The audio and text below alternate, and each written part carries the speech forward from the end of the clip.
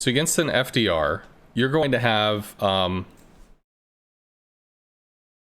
you're at least in a ranked setting or competitive mode. So CV's here. You can make that bigger. Sorry, I had to sneeze. So CV's here.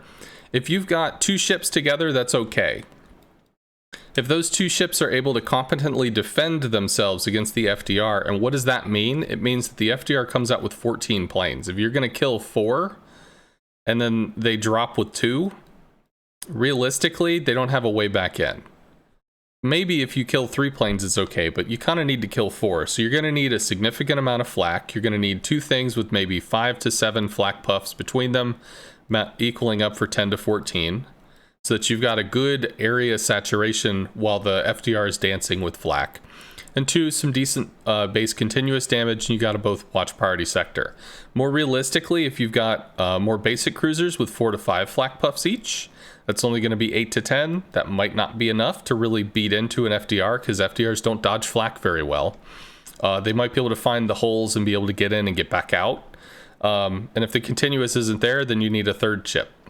So if you got like a Holland or something, a Holland can easily be that 2nd ship, and the 2 of them together can bully back an FDR. But the FDR is still going to get 2 strikes in on you because it's an FDR. It's a battering ram. It's designed to take a lot of punishment while coming in and still get through to make a hit and make that hit count. When instead you've got teammates that scatter to the winds doing...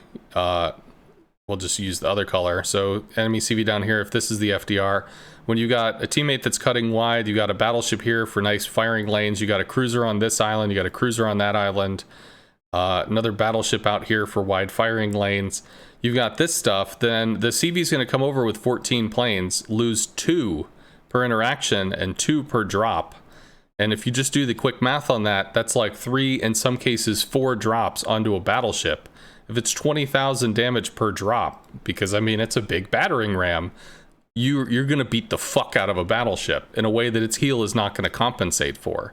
Or this one, or there's a cruiser that's tucked in on an island with 50,000 health, and you're going to swing in your torpedo planes and you're going to ram this son of a bitch for 22,000 damage or something. That's a lot. That's a problem. You have to play the situation you're in. If you're against 7 DDs, there's a way you're going to play. If you're against the Richthofen, there's a way you're going to play. If you're against an FDR, there's a way you're going to play. It's not about being in a giant death ball, but like you have to be realistic. If this guy comes over here, what are we going to be able to do? And if all you do is scatter, well, the answer is nothing. In which case, me, in a ranked game, I'm going to be stuck running around chasing the FDR for the next 10 minutes, trying to stick a fighter up his ass, because if he's going to come out with 14 planes and I latch a fighter, that takes it down to 7. Well, now they kill 2 planes and he drops with 2. They kill 2 planes and he drops with 1, and then he's gone. It becomes more manageable. It brings the numbers down so that you can contain the threat as opposed to just running around going nuts.